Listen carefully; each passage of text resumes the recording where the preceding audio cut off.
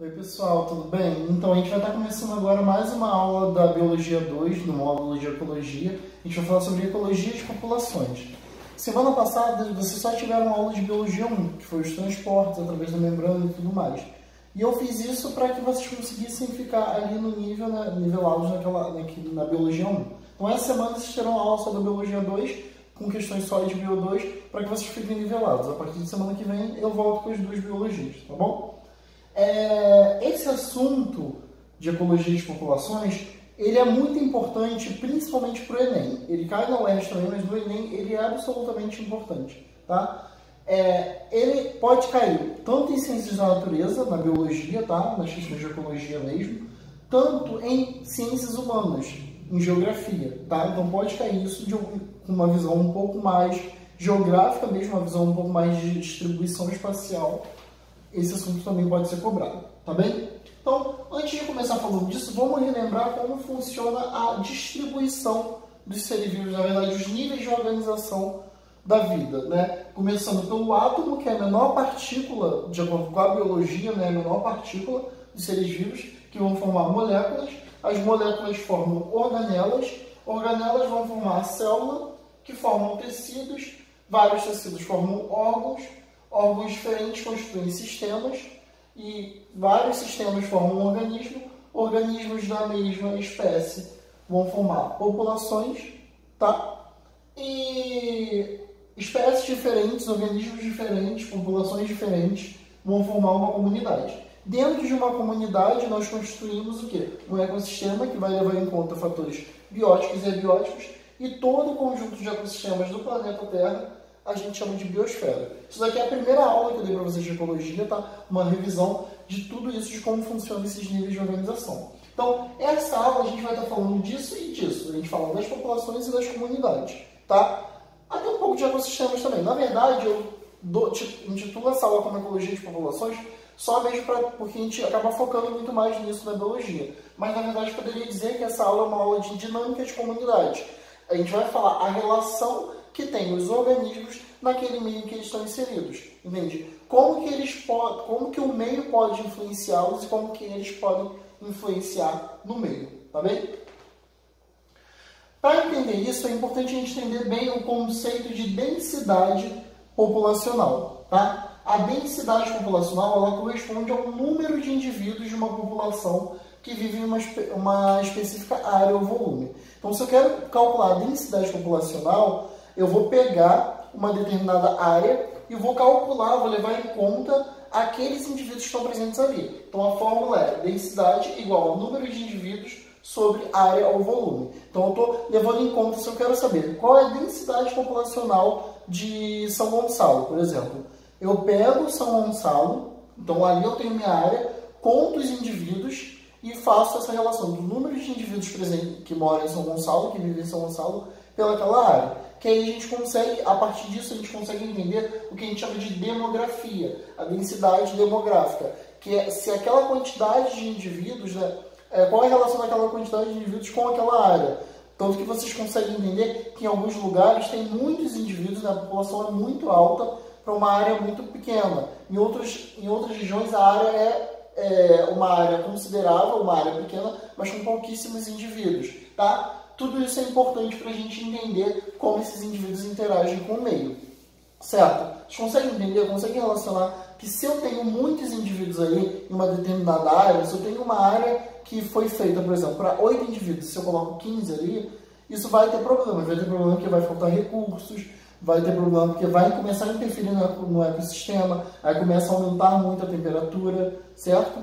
E outras coisas mais, tá? Então, no Brasil, o órgão responsável por estudar a densidade populacional, a densidade demográfica, é o IBGE, que é o Instituto Brasileiro de Geografia e Estatística. Esse IBGE, ele que vai calcular e identificar como funciona a distribuição dos indivíduos em cada estado do Brasil, tá bom? E a partir do momento que você consegue entender como é a densidade populacional, né, e como é a densidade demográfica, a gente consegue chegar ao conceito de tamanho da população. Entender o tamanho da população através dessas medições populacionais, é extremamente importante para isso, para entender como vai funcionar a dinâmica dessa população dentro daquela comunidade, dentro daquela sociedade, dentro daquele ecossistema, tá bem? Então, a gente diz que a taxa de crescimento da população ela pode ser definida como a variação do tamanho populacional em determinado intervalo de tempo, tá? E para isso, a gente tem que levar em conta diversos fatores, que são os fatores de que, no começo, agora em junho, a população de São Gonçalo é X. Em dezembro, com certeza não vai ser X mais. Por que, José? Por que agora em junho, no mesmo ano, agora em junho a população de São Gonçalo é X, em dezembro não vai ser mais esse X? Porque ela sofre diversos fatores ali do meio, certo? Fatores que a gente vai explicar mais à frente. Mas a população ela começa de um jeito, começa com um número de indivíduos e termina com outro. A tendência que a gente vê na maioria das populações é aumentar, mas ela sempre vai aumentando? Não, porque ela pode sofrer diversas ações ali do meio que vai fazer com que ela diminua. Como assim? Vou dar um exemplo para vocês, para entender esse tamanho da população. Duas populações distintas de bactérias foram cultivadas e apresentam um tamanho populacional como apresentado na tabela. Determine a taxa de crescimento. Se a gente quer entender como funciona esse crescimento populacional aqui, a gente pega esse exemplo. Para determinar isso, a gente precisa da fórmula número final de indivíduos menos o número inicial. Isso tudo aqui dividido pelo número inicial e isso tudo aqui dividido pelo tempo decorrido ali, tá? Então, esse experimento a gente levou em conta bactérias, duas populações distintas de bactérias, e a gente quer identificar a taxa de crescimento dessas bactérias ali, tá? O quanto ela pode crescer de um tempo para o outro, ok? Então, a gente tem duas populações, a população A e a população B, que eu estou cultivando ali em laboratório, no meio de cultura. A população A, ela começa com 10 mil indivíduos. Após 3 horas, ela vai para 40 mil indivíduos, ok? A população B, ela começa com 200 mil indivíduos. Após 3 horas, ela vai para 500 mil indivíduos. E aí, a gente pode até pensar, qual população ela cresce mais? Olhando assim, a princípio a gente diz que é a B, mas vamos ver se é justamente isso. Vamos aplicar essa fórmula, que é o número final de indivíduos menos o número inicial, dividido pelo número inicial, dividido pelo tempo decorrido, tá? Então, aqui estão os dados. Pensando primeiro na população A. O número final de indivíduos é 40 mil, menos o número inicial, que é 10 mil, certo? Isso daqui dá 30 mil. 40 mil menos 10 mil, 30 mil. Se eu pego esse e divido pelo número inicial, que é 10 mil, 30 mil dividido para 10 mil, eu tenho 3. 3 dividido pelo tempo decorrido, que é 3, eu tenho 3 dividido para 3, que eu tenho 1. Então, a taxa de crescimento da população A é 1 por hora. Entende? Então, a gente diz que essa taxa de crescimento é 1 a cada hora. Tá bem? Por conta desse cálculo aqui, que eu apliquei a fórmula de taxa de crescimento populacional. Tá? Então, na população A, eu tenho 1 crescendo a cada hora. A gente até usa essa unidade de medida, digamos assim, 1 pop por hora. E na população B? Na população B, ela começou com 200 mil e terminou com 500 mil, certo? Então, vamos calcular. O número final foi 500 mil, menos o inicial, que foi 200 mil, dá 300 mil ali, certo? Dividido pelo inicial, que é 200 mil, dá 1,5. 1,5 dividido para 3, que é o tempo decorrido, dá 0,5. Então, na população B, a taxa de crescimento foi de 0,5, ou seja, de meio por hora, tá? Então, a gente pode perceber que a taxa de crescimento da população A é maior do que a taxa de crescimento da população B. Porque na população A, cresce 1 por hora. Na população B, cresce 0,5 por hora. Tá? Então, na verdade, quando a gente analisa o quanto uma população pode crescer de um tempo para o outro, o quanto a população de São Gonçalo pode crescer de junho até dezembro, não é só o total de indivíduos que tem ali, mas sim a diferença do início para esse final, a diferença desse início de quantos tinham aqui para quantos tem aqui no final. Tá bem? Isso é bem importante. Tá, José, mas o que influencia nesse tamanho? O que influencia no crescimento ou na diminuição dessa população? 4 principais fatores que vão influenciar no tamanho populacional. A taxa de natalidade, a taxa de mortalidade, a taxa de imigração e a taxa de emigração. Ou seja, a quantidade de indivíduos que estão nascendo ali e a quantidade de indivíduos que estão morrendo. Então, a taxa de natalidade em decorrência da taxa de mortalidade, tá? Imigração, a quantidade de indivíduos que estão entrando naquele país, naquela região, e a quantidade de indivíduos que estão saindo, tá? Imigração entrando e imigração saindo. E aí, se a gente levar em consideração, hoje eu tenho, vamos supor que aqui na rua tenha 50 pessoas. Sendo que das 50 pessoas, 3 mulheres estão grávidas. A tendência é que daqui a um tempo tenha 53 pessoas. Mas aí eu faço o cálculo e vejo que daqui a um tempo não tem 53 pessoas, tem 44. Por que pode, se tinha 50 pessoas no começo? Certo? E aí, tinham 3 mulheres grávidas, a tendência é que depois de um tempo, decorrido um tempo, iria ter 53 pessoas. Mas aí eu comparo depois de uns meses e vejo que tem 44. O que isso pode ter acontecido? Pessoas podem ter morrido, pessoas podem ter saído, entende? Por isso, na verdade, esses fatores externos, eles influenciam ali, tá bem? E assim também que a gente consegue identificar a taxa de crescimento da população de um país. Então, países que têm um alto número de imigrantes chegando ali, eles tendem a ter um crescimento populacional também, porque a população está crescendo por conta desses indivíduos de fora que estão chegando. Inclusive, alguns países têm o tamanho populacional tão baixo que eles gostam, eles pedem que vá imigrante para lá para que consiga crescer o tamanho da população mesmo, tá? E os fatores que a gente precisa levar em conta, 2 fatores que a gente precisa levar em conta também, para conseguir identificar o tamanho da população, é o índice de fecundidade, tá? Como assim o índice de fecundidade? A quantidade de descendentes produzidos por uma fêmea durante seu período reprodutivo, sem levar em conta a mortalidade. Então vamos lá. O que é fecundidade? É a fecundação mesmo, né? A capacidade de uma fêmea, né? Uma fêmea fértil, poder gerar descendentes. Então, se esse índice de fecundidade ele for igual a 2, significa que a população está estável. Porque aí isso significa que a fêmea está gerando outro indivíduo, então a população está crescendo. Se o índice de fecundidade, na verdade significa que ela está estável, né, na verdade. Porque sempre vão ter 2 indivíduos formando ali. Agora, se esse índice de fecundidade estiver maior que 2, significa que ela pode estar gerando mais de um indivíduo ali, né? Várias fêmeas gerando vários indivíduos. Então a população sempre vai estar crescendo. Agora, se o índice de fecundidade for menor que 2, a gente acredita que essa fêmea ela está fecundando pouco, né? Ela está pouco fértil, gerando poucos descendentes. Então a população está entrando em declínio.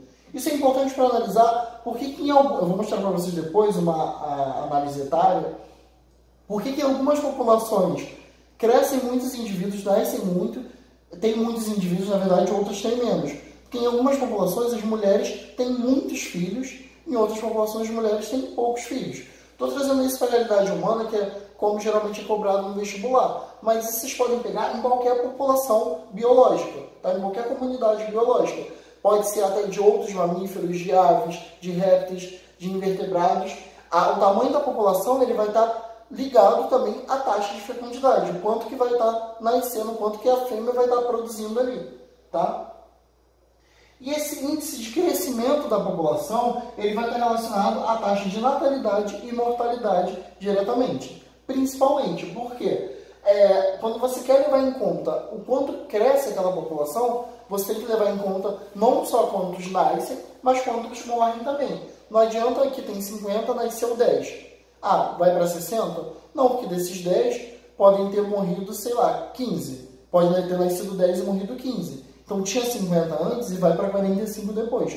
Porque mesmo nascendo 10, morreram 15. Entende? Então, na verdade, essa taxa de natalidade e mortalidade, elas vão estar ali um controlando o outro, um regulando o outro ali. São índices que vão estar um regulando o outro ali. E para analisar esse crescimento populacional, tem as curvas de crescimento populacional, que caem bastante no vestibular. Porque, assim, todas as populações, elas naturalmente crescem, poderiam crescer infinitamente. Então, se a gente pensar, Aqui tem mais ou menos quanto que pode ser gerado, né, de número de indivíduos. O crescimento geralmente é exponencial, porque ele cresce, a curva ela é reta, né, para cima, porque ele vai crescendo direto, tá? E pensando em uma bactéria, a bactéria se reproduz muito rápido, né, cerca de horas. E em 36 horas poderia ter bactéria colonizando todo o espaço da Terra e ocupando todo o espaço e basicamente dominando o planeta Terra. E é nessa curva, justamente essa curva exponencial, que a gente diz que é uma curva de potencial biótico. É o quanto a população, quanto o indivíduo, quanto a população consegue crescer, o quanto aquele indivíduo vai conseguir se reproduzir e crescer ali, certo? Só que essa curva a gente chama de potencial biótico ou curva de crescimento, ela não é real. Por quê? Porque, na verdade, nunca vai ser só crescendo eternamente. Sempre vai ter esses fatores externos. Então, sempre vai ter mortalidade, sempre vai ter imigração, sempre vai ter emigração, certo? Mas que podem diminuir ali, sempre vai ter mortalidade e imigração. Então, sempre vão ter fatores externos que vão estar modulando isso. Então, essa curva de crescimento potencial biótico, ela não é real, é uma curva teórica, tá bem? Quando a gente analisa uma curva real, a gente tem isso daqui. Tem um gráfico real, né? Uma curva de crescimento populacional, correto é isso. Onde a gente tem a curva real, que é a curva onde a gente tem a curva teórica, né? Que é a curva exponencial, de potencial biótico. Essa curva ela pode ser chamada de curva J também, tá? Por conta do formato dela, apareceu um J. Nós temos a resistência do meio, e aí o tamanho máximo suportado pelo ambiente, né? Por isso que o ambiente ele influencia ali no meio, inclusive o ser humano ele vai estar influenciando o meio, assim como o meio influencia no ser humano e no ser vivo de modo geral, como a gente viu no princípio de Gauss, lá no comecinho de ecologia. E essa resistência ali, ela basicamente vai ser todos esses fatores, os fatores abióticos, que são os fatores que vão influenciar o crescimento da população. E quando tem essa resistência do meio, a gente começa a reparar na curva de crescimento real, que é uma curva que a gente chama de curva sigmoide, tá? Ou curva S, por conta do formato, tá? Então, essa curva de potencial biótico é uma curva teórica que não leva em conta a resistência do meio. Como nas populações há essa resistência do meio, que há um tamanho máximo que a população consegue, que o ambiente consegue suportar, a gente analisa a curva de crescimento real, que é essa curva sigmoide, tá bem? E para analisar também a população de indivíduos, principalmente a população humana, a gente tem o que a gente chama de estrutura etária, tá? Que é a análise de crescimento dessa população a partir de faixas etárias. Então, o quanto de jovens vai ter ali, o quanto de adultos, o quanto de crianças, o quanto de adultos, o quanto de idosos. Isso tudo é analisado de forma etária e é variável de acordo com diferentes populações. Então, eu peguei duas formas de pirâmides etárias para comparar, do Brasil e da Europa.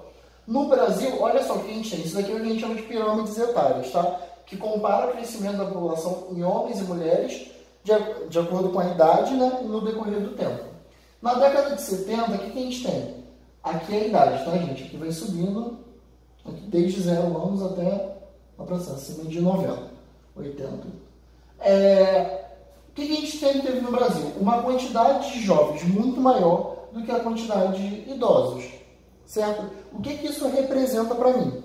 Que, na verdade, o índice de natalidade ali está sendo muito grande, o índice de fecundidade está sendo muito grande, né? Porque está nascendo muita gente, e muita gente vindo, às vezes, de uma só mãe ali, certo? Então, quando a gente analisa essa base da pirâmide muito cheia, ali, muito volumosa, é porque tem muito mais jovens do que idosos. E quando a gente olha aqui, é desproporcional, certo? Isso também pode ser vários fatores que a gente pode analisar aqui, como, por exemplo, qualidade de vida da população, porque se a pessoa não chega, se nasce muito, e poucas pessoas chegam até a fase adulta, a fase mais idosa, significa que morrem muitos também. Então, o índice de fecundidade é alto, mas o índice de mortalidade também é alto. Entende? Porque nasce muita gente mas pouquíssimas pessoas chegaram aqui a essa fase mais idosa. Então, há uma taxa de mortalidade muito grande.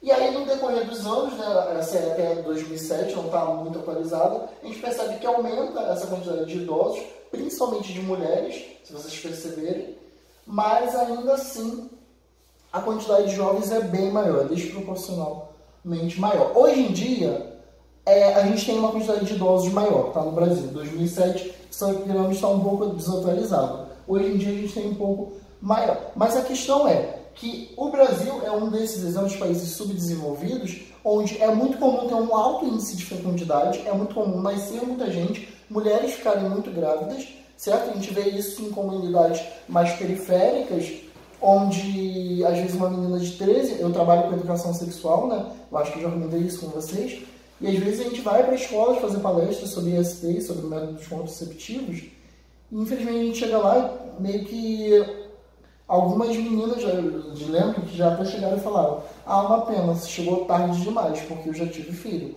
Meninas de 13, 14 anos. Então, jovens tendo muitos filhos, onde nasce muita gente ali, mas por um não investimento do Estado, um não investimento do governo em qualidade de vida da população, em outras políticas, né, públicas e tudo mais, essa população não consegue chegar a uma idade muito avançada. Então, como eu disse, hoje em dia aumenta a quantidade de idosos na população, mas ainda assim é desproporcional o índice de fecundidade ali, tá? Já em países europeus, países de primeiro mundo, a gente percebe que, na verdade, isso aqui é muito equilibrado, ou dependendo do país, dependendo da época também, você percebe que tem até muito mais pessoas adultas e mais velhas do que crianças, né? Isso é interessante porque a gente começa a pensar que há um controle de fecundidade ali. Então, aqui o índice de fecundidade ele é muito baixo. Nasce poucas pessoas. E as pessoas que nascem, elas têm uma qualidade de vida. A gente pode perceber isso porque elas vivem muito. Então, há uma quantidade considerável de idosos ali. Eu li há pouco tempo que no Japão, eles estavam preocupados porque tinha tanto idoso, pessoas que vivem 90, 100 anos lá, é tão comum, que eles estavam com medo da população não ter mão de obra, porque iria acabar não tendo jovens. Tem muito mais idosos do que jovens. Já há muitos anos, né, eu estudei e já vi que na China existia, eu não sei como está atualmente, eu posso pesquisar depois e discutir com vocês, a política do filho único. Que a população na China já era oposto, né? A população era tão grande, mas tão grande, que nascia tanta gente que eles começaram a controlar isso, a pedir para que a mulher controlasse, né, de certa forma, e evitasse que nascesse tanta gente assim, porque a população já era muito grande, tá? Então, isso é importante para a gente entender como funciona essa organização e crescimento populacional. Além disso, a população ela é regulada, o tamanho dela é regulado por vários fatores abióticos, mas por relações entre indivíduos também, tá? Eu vou falar disso detalhadamente com vocês na aula de relações ecológicas, tá? Detalhadamente eu vou falar de tudo direitinho, mas só para vocês entenderem, se não passar em branco, vou mostrar para vocês como que a relação dos indivíduos pode influenciar nisso. Então tem algumas relações ecológicas que são muito importantes para dizer como funciona o crescimento, né, o tamanho daquela população ali, como a competição intraespecífica, ou seja, a competição entre indivíduos da mesma espécie. Isso é importante porque machos, às vezes, da mesma espécie, competem por uma determinada fêmea. E aí eles vão estar impedindo que outros machos o macho de uma mesma espécie pode impedir que esse outro macho dessa mesma espécie se aproxime dessa fêmea e evite, de certa forma, que haja um índice de fecundação muito alto, né? Ele impede que ele chegue àquele território dele com aquela fêmea, tá? Isso é um exemplo. Tem também a competição interespecífica, que são entre espécies diferentes, que aí isso é importante porque regula a taxa de crescimento de uma outra espécie. Então, se uma espécie cresce, se duas espécies elas estão competindo pelo mesmo recurso, e se uma espécie é um melhor competidor que a outra, essa espécie ela pode acabar inibindo o crescimento da outra espécie. entende? E isso também regula o tamanho da população. Assim como a predação. A predação, né, ela serve ali justamente para evitar a organização, né, da cadeia alimentar, né? São as relações tróficas, que existem justamente como um controle de crescimento da população, né? Um indivíduo come o outro, um indivíduo se alimenta do outro, e dessa forma consegue organizar para evitar que um cresça demais. Também o parasitismo. Parasitismo é importante por quê? O que é um parasita? Um parasita é aquele indivíduo que precisa de outro para poder viver, para poder crescer e se desenvolver, né? Então, eles são seres vivos que vão estar habitando um outro que a gente chama de hospedeiro, e nesse hospedeiro ele consegue se desenvolver e obtendo, a partir da obtenção de recursos por eles. Esses parasitas eles podem ser usados em alguns momentos para evitar o crescimento de pragas. Então é muito comum, né, ter um crescimento de pragas em determinadas plantas em determinado ambiente, e aí você começa a parasitar essas plantas. É muito comum isso na agronomia, em ciências agrárias, de modo geral. Induz parasitas ali, crescimento de parasitas, para evitar que essa determinada praga, para fazer com que essa praga seja parasitada e evitar que ela cresça ali excessivamente. Vocês verão na aula de relações ecológicas que há muitas relações em que o indivíduo ele cresce, ele tem obtenção, ele tem benefício sobre o outro e acaba crescendo muito mais que o outro. Para controlar isso, existe essa indução de parasitas nesses indivíduos para evitar que eles cresçam excessivamente. E por fim, eu fecho essa aula falando do crescimento da população humana, né? Já discuti isso no decorrer da aula, mas é interessante a gente pensar que o quanto existem pesquisas, eu vou mandar para vocês alguns artigos para leitura extra, que apontam o quanto a população está crescendo, né? E há uma diferença, eu vou falar disso melhor na aula de impactos ambientais, do crescimento da população com o crescimento de alimento, disponibilidade de alimento. E aí leva a pergunta, né, até ao princípio de Malthus. Se a gente tem alimento suficiente, se a população humana, se as populações continuarem crescendo assim. E aí surge a alternativa de agrotóxicos, que não é tão boa assim, né? Tem várias críticas, vou falar com vocês na aula de poluição, que é potencializar o crescimento de determinados alimentos para fazer com que todos tenham acesso a ele. Porque quando a gente fala de crescimento excessivo da população humana, a gente fala sobre aumentar desigualdades sociais, desigualdades econômicas e tudo mais. Porque a balança ela acaba pesando muito mais para esse lado da população que é mais periférica, onde você vê um aglomerado muito maior da população. Foi o que eu falei com vocês lá no começo da aula. Se eu tenho uma determinada área que eu construí para, sei lá, 80 pessoas, se eu jogo 150 ali, vai dar problema com certeza, tá? E aí gera todos esses problemas, porque vai acabar induzindo uma competição entre aqueles indivíduos ali, tá? Então, é muito importante, inclusive, eu vou falar muito sobre o agrotóxico ainda com vocês, a gente pensar que a gente acaba implementando esse agrotóxico como uma alternativa, né, das indústrias do mercado de agronomia, que vem crescendo muito, das indústrias alimentícias, de induzir o crescimento da produção de determinados alimentos. Isso é bom? Não é bom, na verdade, né? Mas isso eu deixo para discutir com vocês depois. Mas o objetivo um dos objetivos é justamente isso, potencializar o crescimento para fazer com que consiga suprir a demanda de toda essa população, que vem crescendo absurdamente. Então aqui eu mostro as grandes cidades para vocês. Com o crescimento da população, a gente tem um processo que a gente chama de favelização. O que é o processo de favelização? É a pessoa mais periférica ser jogada, né, para a periferia, à margem da sociedade, e aí surge o termo marginal. E nessa margem da sociedade são criadas o quê? Casas, uma em cima das outras. E aí surge o que a gente chama de favela ou comunidade, tá? O processo de favelização é justamente isso. Pegar uma determinada parcela da população, jogar para a margem da sociedade e induzir o crescimento dela assim. Quando você vê um grande centro urbano, o que é que tem no centro urbano? Muitos prédios. Mas na margem de todos esses centros urbanos, tem muitas comunidades. Entende? Por isso que justamente a comunidade, a favela, é sempre a margem da sociedade. Porque o objetivo é jogar essa parcela da população para o canto, para que ela não interfira no centro, ou interfira o mínimo possível, certo? E focar na população com maior poder aquisitivo, né, que seja uma população mais rica, mais burguesa, aqui no centro dessa sociedade, dessa comunidade ali, tá bom? E aí surgem esses grandes centros urbanos.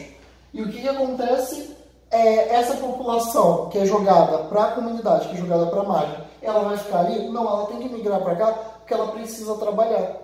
E é aqui que ela vai trabalhar. Então o que acontece?